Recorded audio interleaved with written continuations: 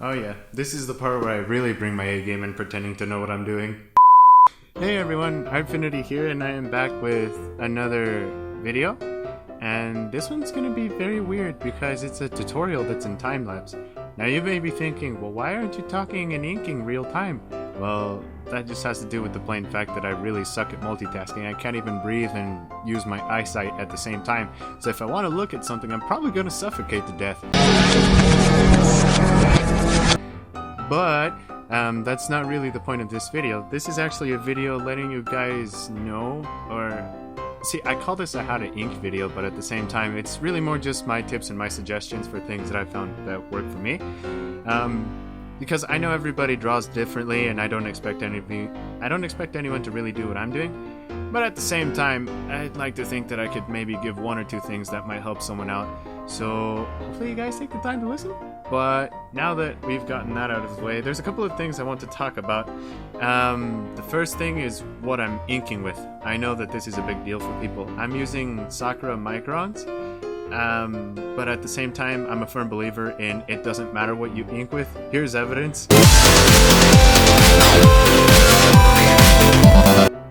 That was a ballpoint pen. That's literally a pen that you buy 20 in a pack for $1, so it doesn't really matter what you're inking with.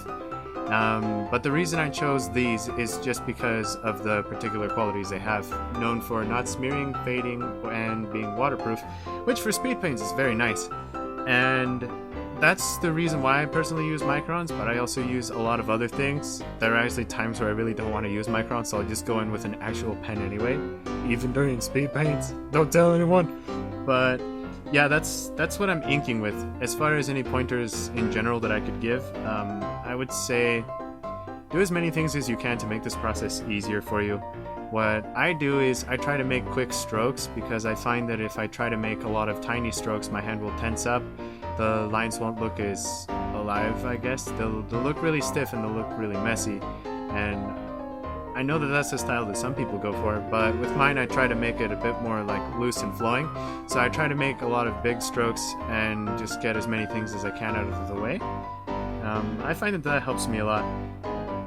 And also, I guess I could talk a little bit about different nib sizes, because with microns in specific, and with a couple of other things, they will come in different sizes.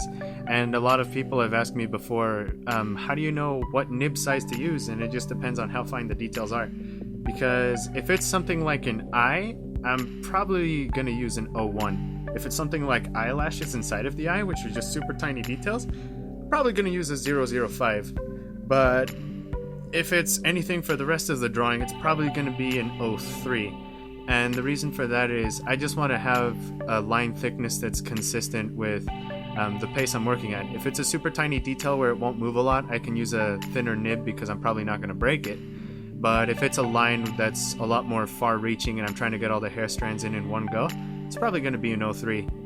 And I do this only sometimes though, to add a little bit of extra depth, but it'll be line thickness. The best way to explain any method to the madness, if there is any, with that is I try to imagine the actual shading for the drawing to determine a light source, and then I'll actually just add heavier shadows under where I think they would fall. Good places, for example, are probably under the nose, under the bangs of the hair, under the neck, under particular folds of clothing. And if you just want to add any emphasis to anything and make it pop out, like if you have a hand in foreshortening, I would probably go with an outline over that as well. But for that, I would probably use an 05, because that's a line that's very in your face, and it's just like, yeah, this line is here and it's meant to be here and you're meant to look at it and you're meant to notice. But that's kind of my method to madness as far as using those kind of lines. And just a couple of other things you can use is the natural rotation of your wrist. Unless you're Mark Crilly and you can tape down the page and you're a magical drawing hand that can just float anywhere anyway, I find for me, I can't tape the page down, otherwise I'm going to mess up and I'm going to break my wrist. So I would say turn the page in a way that actually makes it easier for you to ink it. And also, for anybody who wants and they're confident they're going to make mistakes, whiteout is always super nice to have, whether it's with just gel pens or with actual whiteout itself. And just because I saw I didn't do it, I'm gonna mention another tip here. Make sure that you actually ink every part of the drawing before you start erasing. You can take a moment to look at it, and also give it enough time to dry so it doesn't smear. It depends on what kind of ink you're using to know how long that is, but I'm sure that you guys will know. But yeah, just make sure you actually ink everything. And sometimes I like to go into the lines after I'm done erasing, because I'll see that something is faded out or something like that, which is why I actually didn't color in the solid black of the eyelashes yet, because I know that if I erase at it, it's actually going to go away. So that's why I saved that part to the end. And yeah, that's a couple of tips I have as far as inking goes. If you guys have any more questions about that, and if you would like to see more videos like these, please let me know. And as far as the actual character I'm drawing, because I just realized I didn't mention it, this isn't my character. This is Agnes. This is one of Nauticawilliams' characters. I drew her, so I will of course leave a link to Nautica's channel so you can go and check that out, so you can actually see who this character really belongs to. I just thought it would be cool for a tutorial to not use my own character.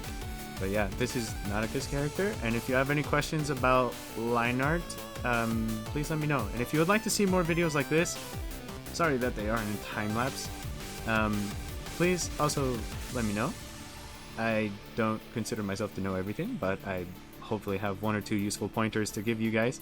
So yeah, please leave a like if you actually found this video useful, and if you want to see more from my channel because you liked what you saw, please consider subscribing. Thank you, and have a great day. Bye!